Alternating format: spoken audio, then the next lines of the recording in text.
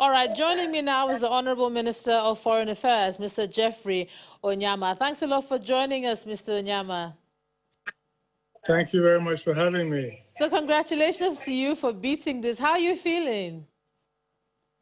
I'm feeling very well. You know, I was very fortunate that I was almost asymptomatic, so I had very minimal symptoms actually. So I was very, very fortunate in that case.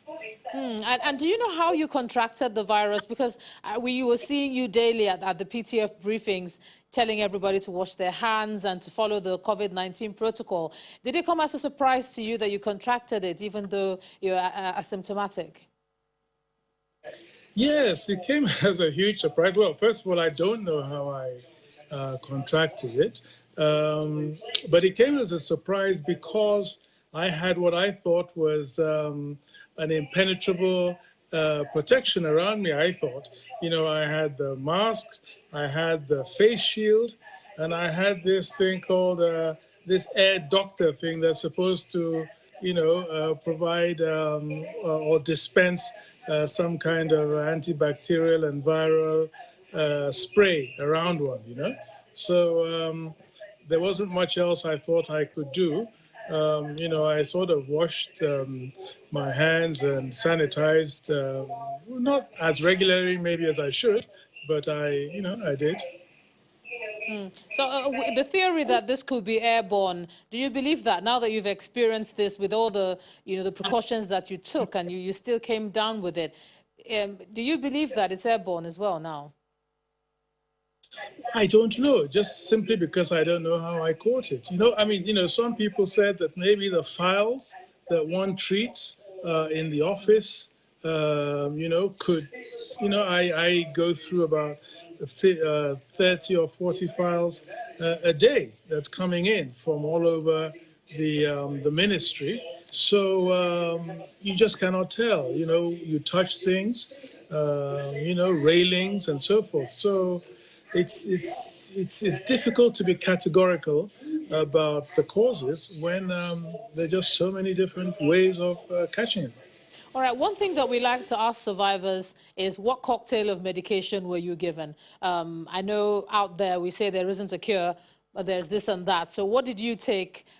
Just to be honest and share that with us tonight. Yeah, ivermectin, and I can't remember the name of the other one actually. And then, of course, the vitamin C and D, you know. But yeah, it was just, I think, a cocktail about four things, really. But ivermectin was, I remember, was one of them. And the other one has escaped me. All right. And also zinc also. So it was zinc, ivermectin, and Zithromax. Zithromax, that's it. So Zithromax, ivermectin, zinc, and then vitamin C and vitamin D. All right. What sort of advice do you now have? I mean, you're on the other side of this virus now. You're now chalked down as a survivor.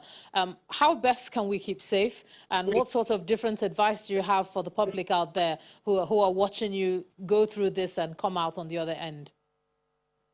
Yeah, I think the most important thing is, I mean, of course, you never quite know why, you know, one was almost asymptomatic or why one recovered in the period in which one recovered.